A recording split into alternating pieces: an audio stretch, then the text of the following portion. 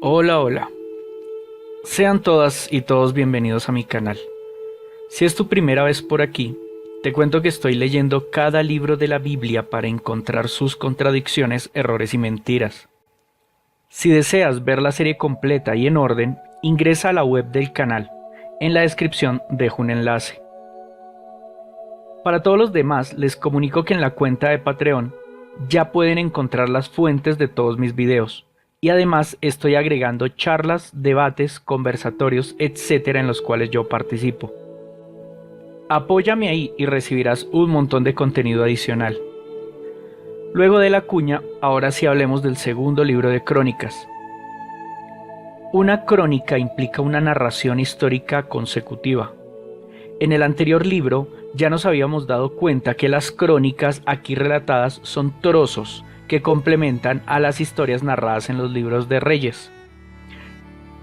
Ya con solo ese hecho, estos libros no se deberían llamar crónicas, a lo sumo se les debería llamar pedazos de crónicas.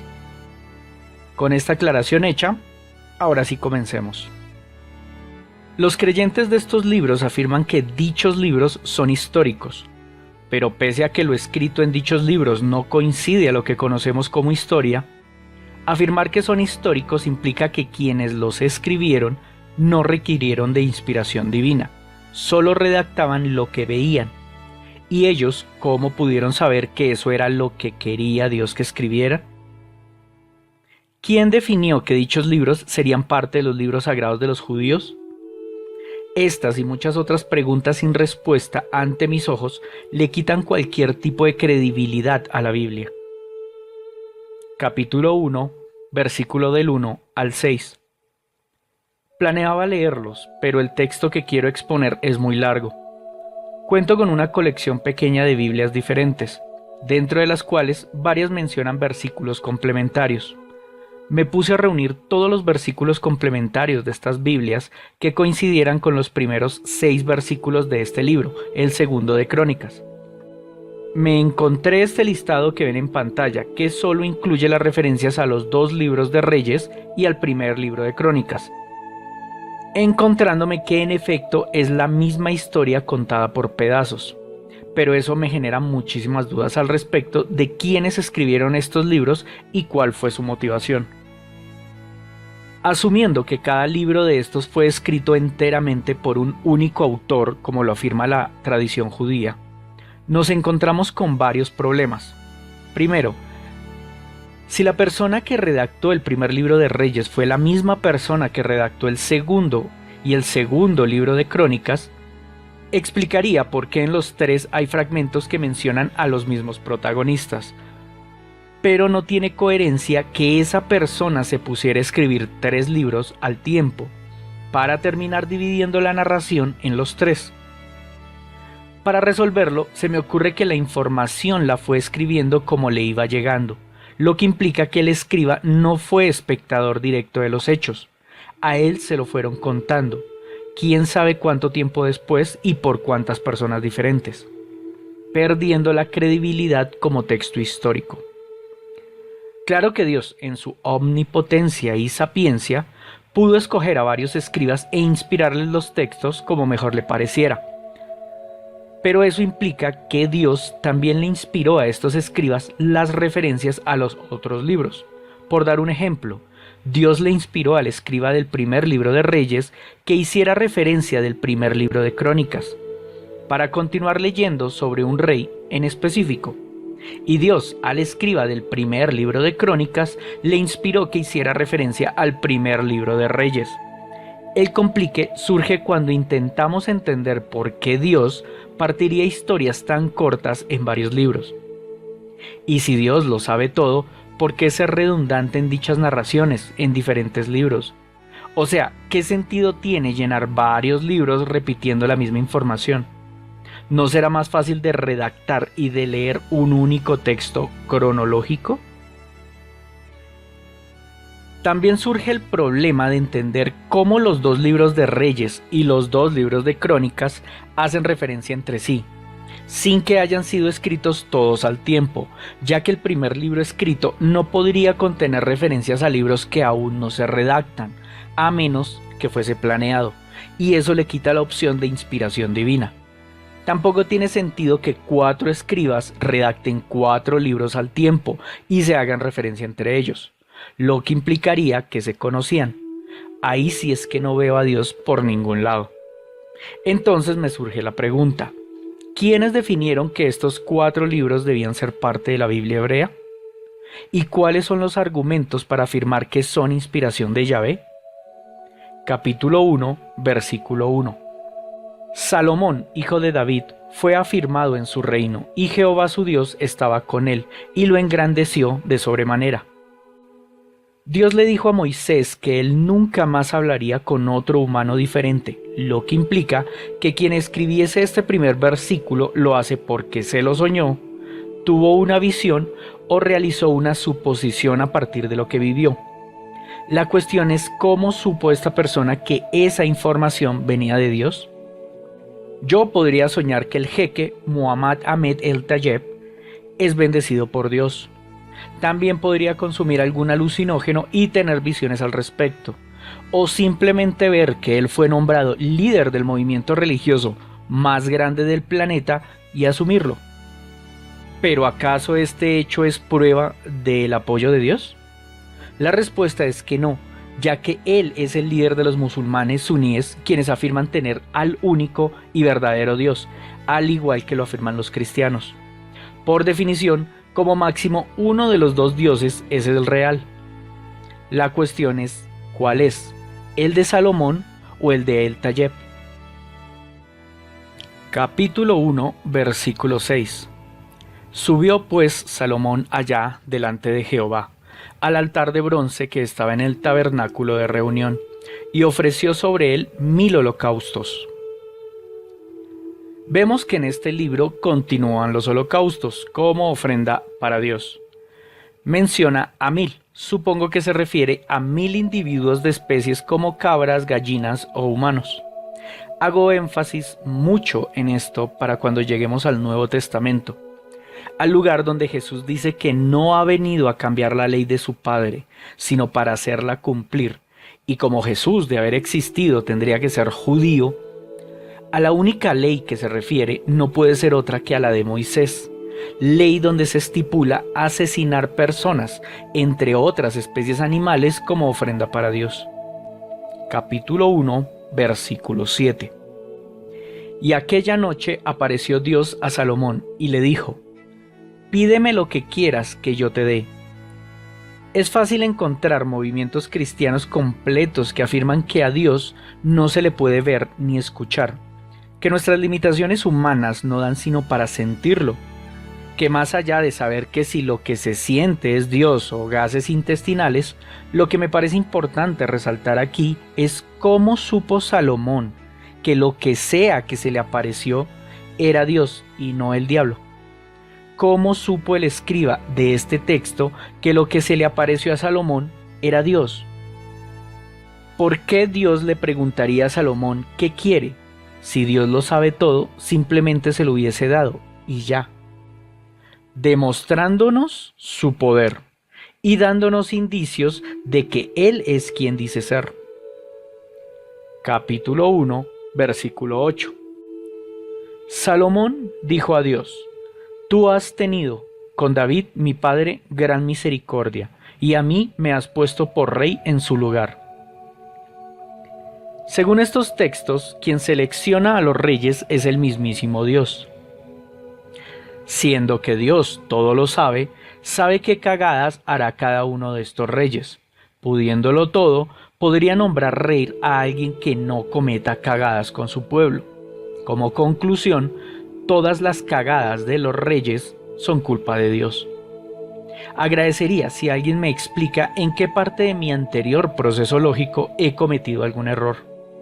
Capítulo 1, versículo 10. Dame ahora sabiduría y ciencia para presentarme delante de este pueblo. Porque ¿quién podrá gobernar a este pueblo tan grande?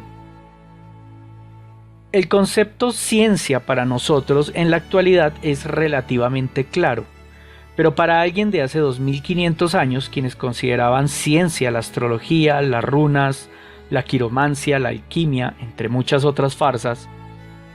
Yo me pregunto si la traducción correcta es la palabra ciencia, y de serlo, ¿qué entendía Dios por ciencia en aquella época? Ya que a Salomón lo dotó de sabiduría, que es conocimiento, y ciencia, que viene a ser lo mismo. ¿Acaso Salomón sabía que el agua se debía hervir? ¿Que los alimentos se debían cocinar mínimo cierto tiempo para matar bacterias y parásitos? ¿Sabía cómo pasteurizar la leche? ¿Fabricar aleaciones para hacer herramientas? ¿Sabía que la Tierra es una enorme esfera? ¿Sabía de la existencia del continente americano plagado de pueblos extraños para su Dios? Según la versión oficial de la historia, Salomón ni siquiera existió, y en aquella época nadie sabía estas cosas. Pregunta: entonces, ¿en qué consistía la sabiduría que Dios le dio a Salomón? Partiendo del hecho de que Dios se supone que lo sabe todo. Como dato curioso, el nombre Salomón significa el pacífico, no el sabiondo, como muchos creen. Y siendo que este rey también armó guerras como todos sus antecesores, dicho nombre no cuadra. Pero cuando uno averigua por Apophis, el faraón cuyo apodo era el Pacífico, es fácil relacionar la historia con Salomón y llegar a la conclusión de que Salomón no es más que un invento de los israelitas por adueñarse de la historia de un mandatario de sus vecinos los egipcios. Capítulo 1, versículo 12. Sabiduría y ciencia te son dadas, y también te daré riquezas, bienes y gloria, como nunca tuvieron los reyes que han sido antes de ti, ni tendrán los que vengan después de ti. Según este versículo, Salomón fue el rey más poderoso en la historia de la humanidad, pero de dicho rey no se ha encontrado rastro arqueológico alguno. En cambio, de reyes como los faraones, sus vecinos geográficos y temporales, hay un montón. Ahora que si incluimos a civilizaciones como las americanas, sumerias, chinas, etc., pese a que Dios no estaba del lado de ninguna de ellas, de todas contamos con cientos o miles de hallazgos arqueológicos. En cambio, del pueblo protegido por Dios son minúsculos los hallazgos y de sus reyes casi nada. Capítulo 1, versículo 16. Y los mercaderes del rey compraban por contrato caballos y lienzos finos de Egipto para Salomón. Los egipcios han sido bastante constantes con una maña durante su civilización antigua, y consistía en dejar registro de todo. Pero al igual que no se han encontrado registros de que los israelitas hubiesen sido esclavos de los faraones, tampoco hay registros de que Salomón comerciara con ellos. Para el caso de los israelitas esclavos, los creyentes en estos textos afirman que obviamente no lo hicieron para no dejar registro de su vergüenza por andar orándole a muñequitos de piedra. Pero ¿y por qué no dejaron registro del comercio con Salomón? Pero en cambio sí con todos los demás. Capítulo 2, versículo 2. Y designó Salomón 70,000 hombres que llevasen cargas, y 80,000 hombres que cortasen en los montes, y 3,600 que los vigilasen. Capítulo 2, versículo 5. Y la casa que tengo que edificar ha de ser grande, porque el Dios nuestro es grande sobre todos los dioses. Salomón se puso a edificar templos para Dios, enormes y escandalosamente suntuosos. Pero ¿y de dónde sacaba él la riqueza para ello? Según estos textos, Dios le dio riquezas como a ningún otro rey antes ni después. Podríamos suponer que Dios le entregó 1,000 toneladas de oro en el patio de su casa.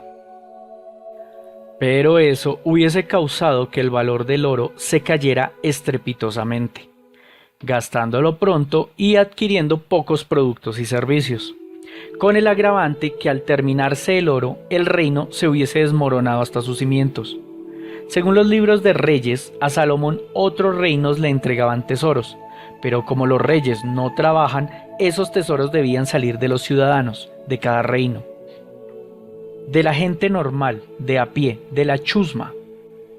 Al punto que quiero llegar es que la gran fortuna de Salomón, prometida por Dios, no pudo tener otra procedencia que el saqueo a las personas sin estatus social dentro de los reinos afines a Salomón, para al final terminar siendo dilapidado por Salomón en la construcción de suntuosos templos para el Dios que se autodenomina omnipresente.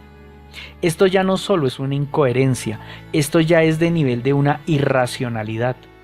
Solo imaginen a toda esa chusma atestando los templos para pedirle a Dios comida, comida que no pueden comprar porque su capacidad adquisitiva le fue mermada para construir dicho templo. Claro, en el caso de que seas parte de la chusma exclusiva que puede entrar en dichoso templo. Capítulo 2, versículo del 7 al 10.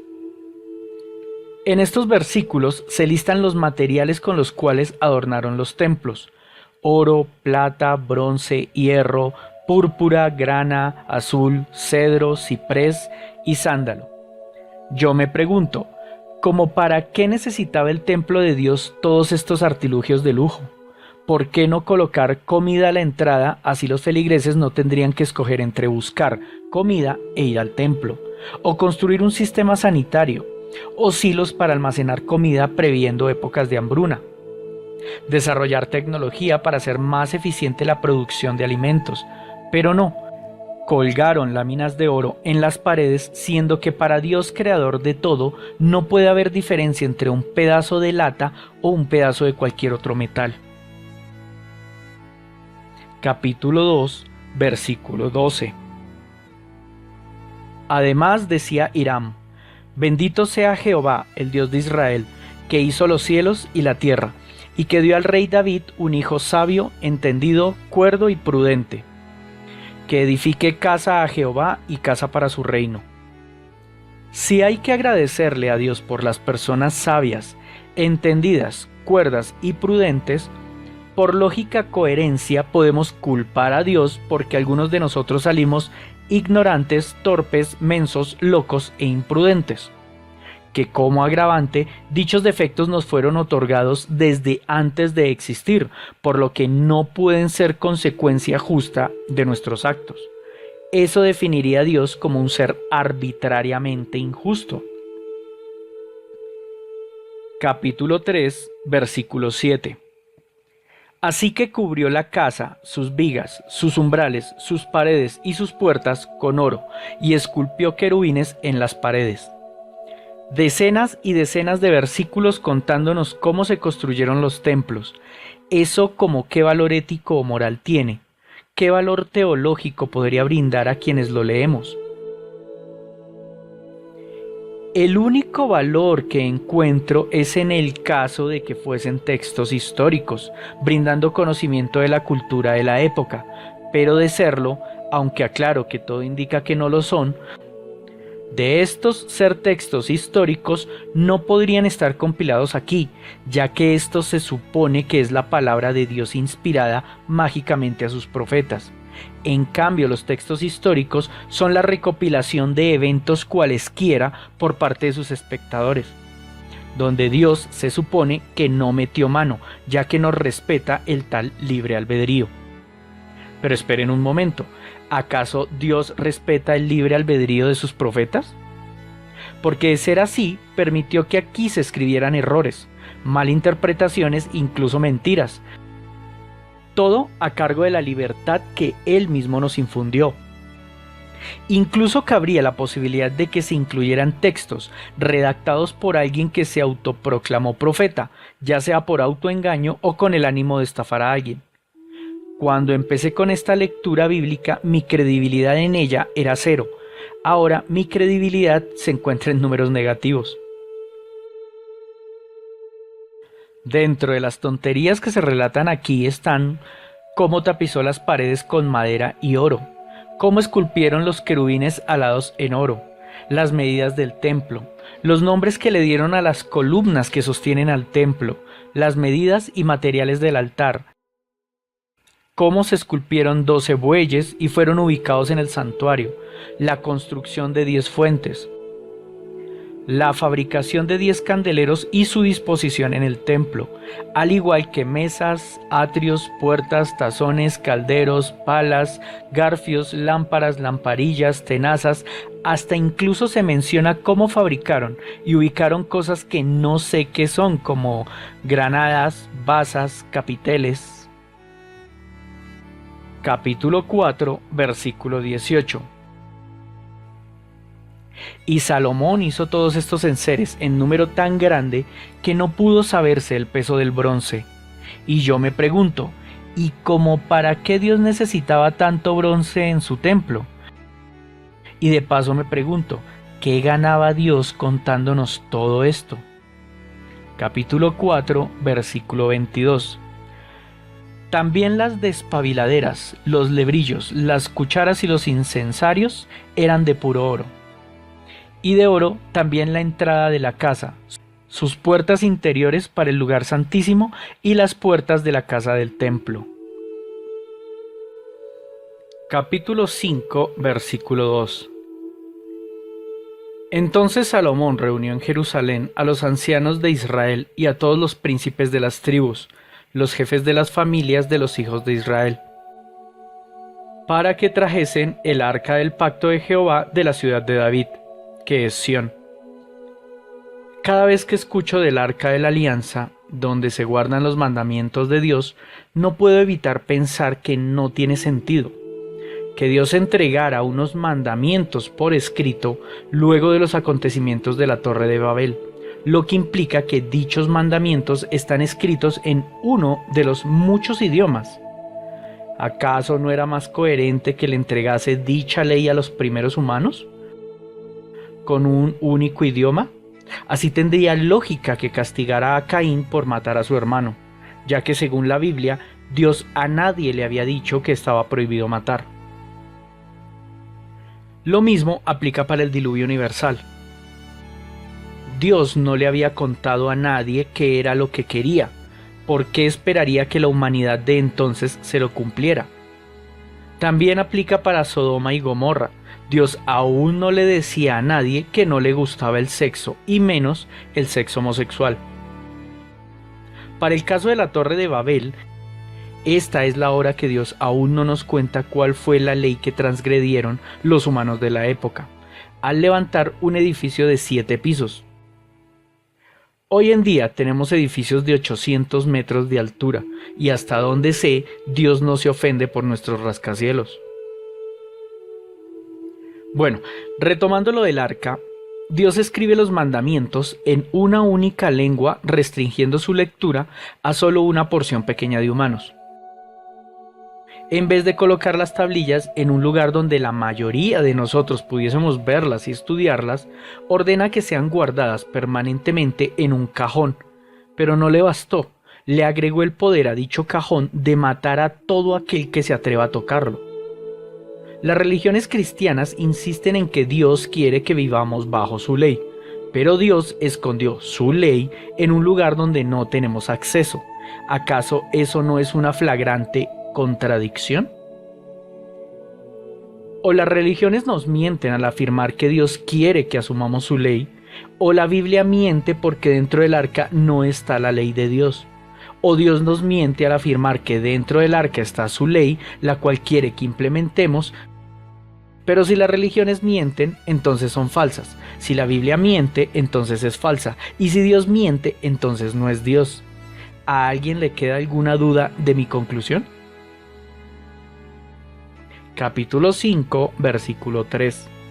Y se congregaron con el rey todos los varones de Israel para la fiesta solemne del 7º mes.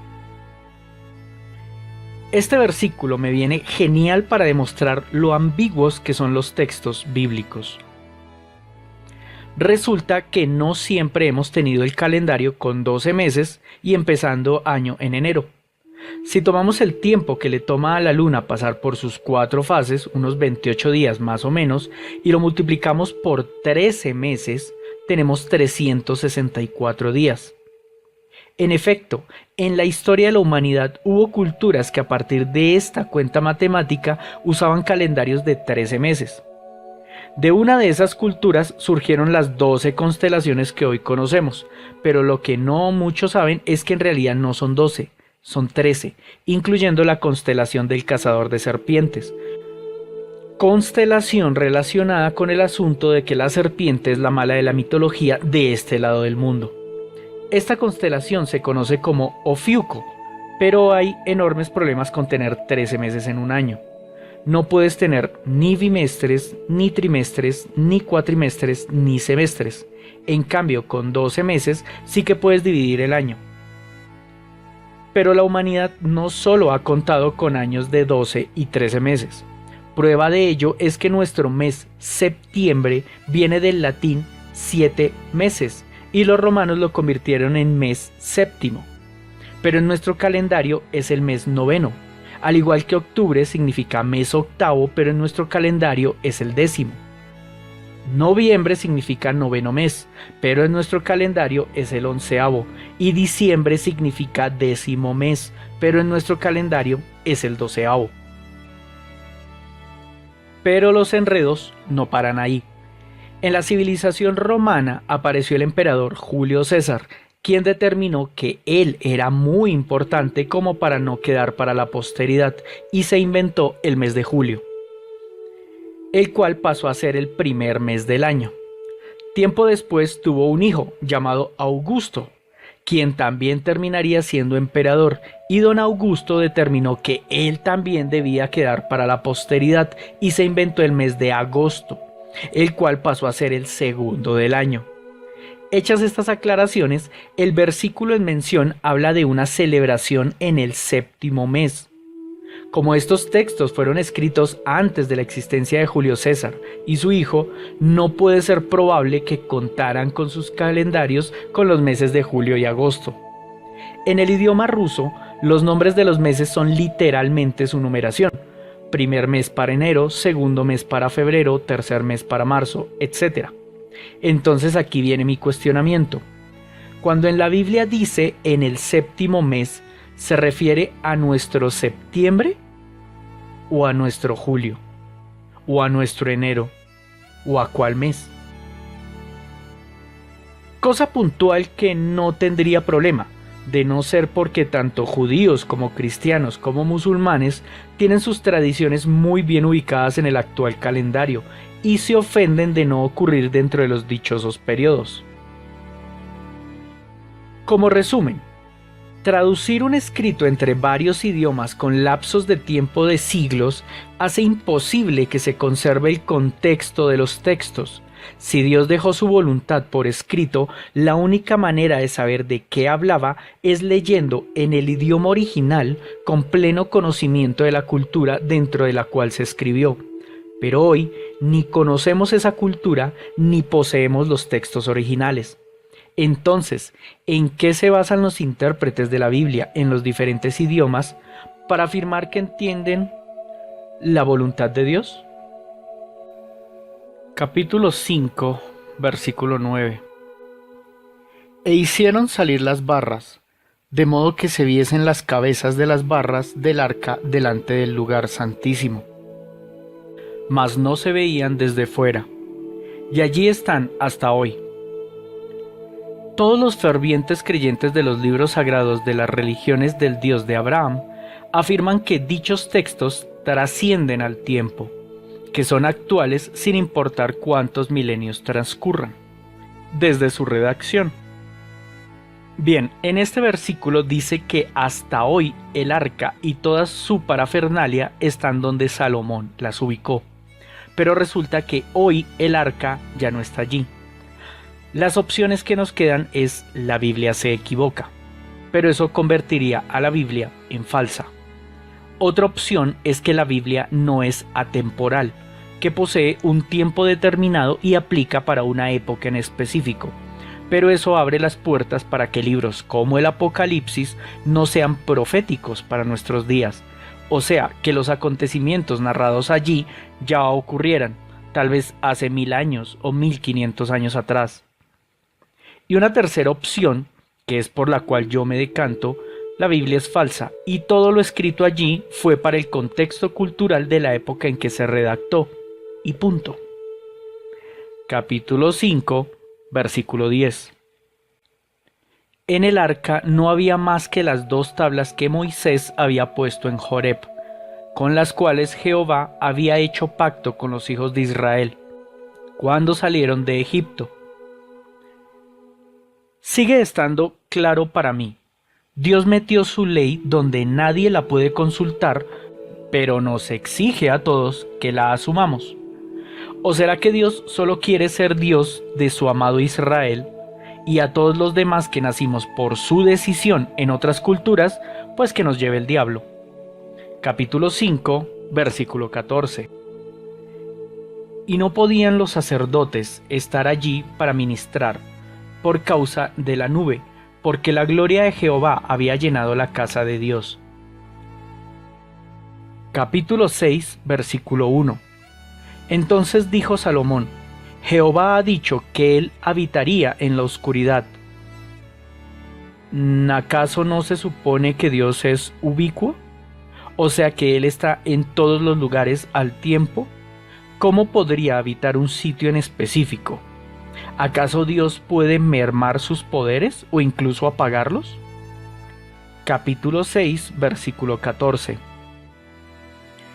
Jehová, Dios de Israel, no hay Dios semejante a ti en el cielo ni en la tierra, que guardas el pacto y la misericordia con tus siervos, que caminan delante de ti, de tu corazón. La definición de misericordia que suelo usar es sentir compasión y brindar ayuda como consecuencia. Pero para Dios la definición de misericordia sería sentir compasión por un grupo muy específico de personas y brindar ayuda solo si realizan algo que Él mismo quiere que hagan. Eso sería como brindar ayuda a la gente que vive en la calle solo si me realizan una venia. Capítulo 6, versículo 15. Que has guardado a tu siervo David, mi padre, lo que le prometiste. Tú lo dijiste con tu boca y con tu mano lo has cumplido, como se ve en este día. Por definición, Dios no tiene boca, ni manos, y de tenerlas, según Moisés, no se las ha mostrado a nadie después de él, lo que implica que esto o son alegorías o tiene un significado figurativo. Pero si estos son narraciones simbólicas y no literales, ¿qué garantías tenemos que la narración de la creación, el diluvio, el rescate de Egipto, la tierra prometida, Sodoma y Gomorra, la Torre de Babel, la Virgen María, Jesús el Cristo, la resurrección, el cielo, el infierno, el juicio final y cualquier otra narración en estos textos no sean más que solo relatos simbólicos? Incluso el mismo Dios podría ser solo simbólico, siendo este, por definición, irreal. Capítulo 6, versículo 20. Que tus ojos estén abiertos sobre esta casa de día y de noche, sobre el lugar del cual dijiste, mi nombre estará allí, que oigas la oración con que tu siervo ora en este lugar. Hace muchísimo tiempo he tenido problemas para comprender eso de la oración. Para mí no tiene sentido que Dios pida oración. Si Él conoce el futuro, sabe con antelación si tú vas a orar o no. Entonces no hace falta poner pruebas en la vida. Incluso no hace falta la vida misma. Dios, al crear tu alma, sabe con antelación si merecerás el infierno o el cielo. ¿Por qué no mandarnos a uno u otro, según el caso, inmediatamente empezamos a existir? Los creyentes podrían afirmar que necesitamos las experiencias para saber por qué se nos premia o castiga, pero Dios lo puede resolver fácilmente, colocando dichas memorias en nuestras mentes, y ya. Se hubiese ahorrado todo este universo, el cual es solo un efímero paso para cada uno de nosotros. En el capítulo 6, desde el versículo 20 hasta el 42, Salomón le define a Dios en qué circunstancias debe Él perdonar a los transgresores de su ley. No me he equivocado. En estos versículos no es Dios el que impone sus reglas. Es Salomón quien le está contando a Dios cómo debe ser la oración correcta. Por ejemplo, eso de que los musulmanes hacen de orar en una dirección en específico, Aquí Salomón se lo está imponiendo a Dios, y es muy curioso porque de ser eso lo que Dios quería, se lo hubiese contado a Moisés, presunto redactor de la ley completa de Dios, pero no lo hizo. Ahora Salomón nos lo cuenta afirmando que Dios es el que lo quiere, pero ¿qué garantía tenemos que eso es verdad? No solo los reyes de las tradiciones judías y cristianas afirman ser elegidos por el mismísimo Dios. Eso fue maña de todo hombre con ganas de poder. Los faraones afirmaron ser electos por los mismísimos dioses. Los emperadores también lo afirmaban. Los sultanes hoy en día aún lo hacen. Incluso los gobernantes de civilizaciones como los incas y mayas también afirmaban ser elegidos por los dioses. Y aquí es donde yo me pregunto, ¿cómo podemos saber que estos textos no son el resultado de la triquiñuela de Salomón por quedarse como legítimo dueño del trono, avalado por el mismísimo Dios? Capítulo 7, versículo 5. Y ofreció el rey Salomón en sacrificio 22,000 bueyes y 120,000 ovejas. Y así dedicaron la casa de Dios el rey y todo el pueblo. A Dios, siendo omnipresente, omnipotente, eterno, sabedor de todo lo habido y por haber, ¿como de qué le sirve que se degüellen 22,000 bueyes, luego se les destripe y por último se quemen sus despojos? Siendo Dios perfecto, no necesita nada, menos si proviene de este mundo tan mundano.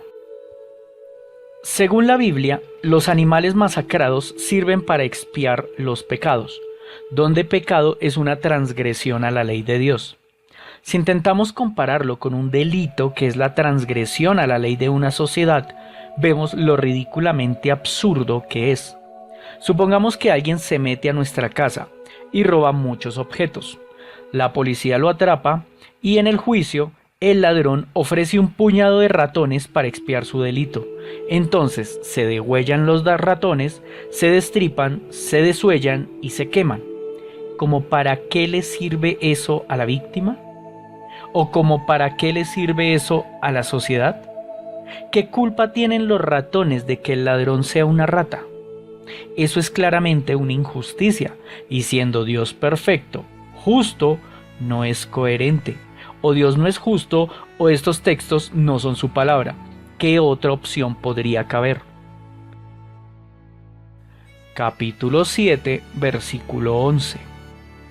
Terminó pues Salomón la casa de Jehová y la casa del rey, y todo lo que Salomón se propuso hacer en la casa de Jehová, y en su propia casa fue prosperado. Por lo que entiendo, cada vez que algo prospera es porque Dios está ahí para bendecirlo. Que de ser así, estoy en lo correcto al afirmar que los atentados del 11 de septiembre del 2001 en Estados Unidos ocurrieron con la bendición de Dios, ya que prosperaron. Capítulo 7, versículo 12. Y apareció Jehová a Salomón de noche y le dijo: Yo he oído tu oración y he elegido para mí ese lugar por casa de sacrificio. Creyentes, ¿por qué se conforman con un Dios tan incoherente, tan inconsecuente, tan insignificante? Sé que muchos de ustedes me desean las más horribles muertes para mí y para todos mis seres queridos, pero el hecho de que muera empalado, desollado y quemado vivo no cambia lo absurdamente incoherente que son sus creencias. Búsquense algo mejor, no importa que igualmente sea un puñado de mentiras, pero que tenga un nivel filosófico más alto, más elaborado, que sea más trascendente. Capítulo 8, del versículo 1 al 20. En estos versículos, Salomón nos cuenta las ciudades que edificó, las que tomó, cómo gobernaba, a quienes les exigía tributo y mucha más información, sin el más mínimo ápice de valor ético o moral. Aquí va una perlita. Capítulo 8, versículo 11. Y pasó Salomón a la hija de Faraón, de la ciudad de David, a la casa que él había edificado para ella, porque dijo: Mi mujer no morará en la casa de David, rey de Israel. porque aquellas habitaciones donde ha entrado el arca de Jehová son sagradas. A ver, para Salomón la hija del faraón sirve para follársela, pero no sirve para convivir con ella. Es impura para vivir en el castillo, pero no como para tener sexo, incluso empacarle unos cuantos críos. La misoginia es una de las constantes en estos textos. Los creyentes afirman que era porque la cultura de la época así lo definía, pero ¿no fue Dios el que heredó la cultura a su amado pueblo Israel? Dios es misógino, por ende no puede ser justo, tampoco puede ser bueno y mucho menos perfecto. Capítulo 9, versículo 1. Oyendo la reina de Sabá la fama de Salomón, vino a Jerusalén con un séquito muy grande, con camellos cargados de especies aromáticas, oro en abundancia y piedras preciosas, para probar a Salomón con preguntas difíciles. Y luego que vino a Salomón, habló con él de todo lo que su corazón tenía. Estaba demorado, pero luego de horas y horas de lectura de la Sagrada Biblia, por fin he llegado a las pruebas inconmensurables que avalan estos textos.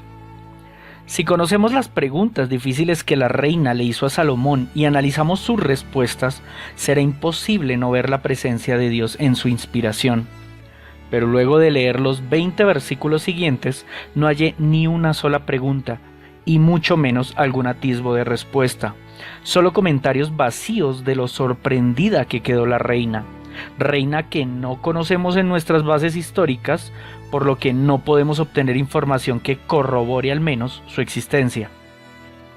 Esta fue una muy buena oportunidad de Dios para mostrarnos lo equivocados que estamos sus detractores, pero siendo que Él lo sabe todo, prefirió inundar estos versículos con verborrea inoficiosa y subjetiva. O estos textos no fueron inspirados por Dios, o a lo que llaman Dios no es en realidad lo que piensan que es. Capítulo 9, versículo 17. Hizo además el rey un gran trono de marfil y lo cubrió de oro puro. El marfil es un material contenido en los dientes de los mamíferos. Si se quiere conseguir mucho en un solo animal, debes arrancarle los dientes a un elefante o una morsa o un rinoceronte. Aunque si tienes paciencia, con cientos de miles de cabras también lo puedes obtener, pero no creo que se pusieran a pegar millones de dientes hasta armar un trono. Me suena más fácil arrancarle los colmillos a unas cuantas decenas de elefantes, pero resulta que según la Biblia la carne de elefante no es kosher, o sea, masacraban a los elefantes para arrancarles los colmillos y dejaban pudriendo la carne. Seamos honestos, este Dios no es que sea muy medioambientalista que digamos, ni siquiera lo catalogaría como provida. Capítulo 9, versículo 29. Los demás hechos de Salomón, primeros y postreros, ¿no están todos escritos en los libros del profeta Natán? Ahora resulta que no solo se escribieron al tiempo los 2 libros de Crónicas y los 2 libros de Reyes, sino que además hay un 5.º libro escrito en simultáneo, el libro de Natán, que para complicarnos las cosas, dicho libro no está contenido en los libros de esta Biblia. Que al investigar un poco me encontré más de 10 libros mencionados en la Biblia, pero que no están contenidos en la misma. Unos ejemplos adicionales: el libro de Jaser, el libro de Gat, el libro de Agías, el de Semeyás, el de Jehú, el de Osías, el famoso libro de Enoc, entre otros. Estos textos me plantean varios cuestionamientos.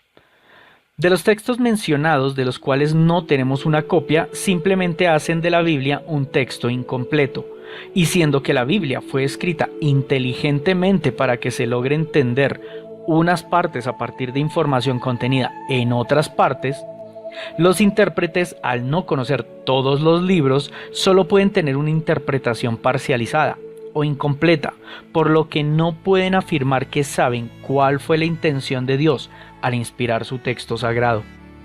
En cuanto a los textos que sí conocemos como el libro de Enoc, al haber sido referencia en el Nuevo Testamento, literalmente Dios solo pudo colocar esa referencia para que asumamos que el contenido de dicho libro es correcto. No sería lógico que Dios diera una referencia errada. Me han pedido en reiteradas ocasiones que hable sobre el libro de Enoc y planeaba hacerlo luego de terminar la serie de la Biblia, pero creo que debo adelantarme por cuestiones de contexto. Bien, damas y caballeros que habéis llegado hasta aquí, esta fue la primera parte del segundo libro de Crónicas.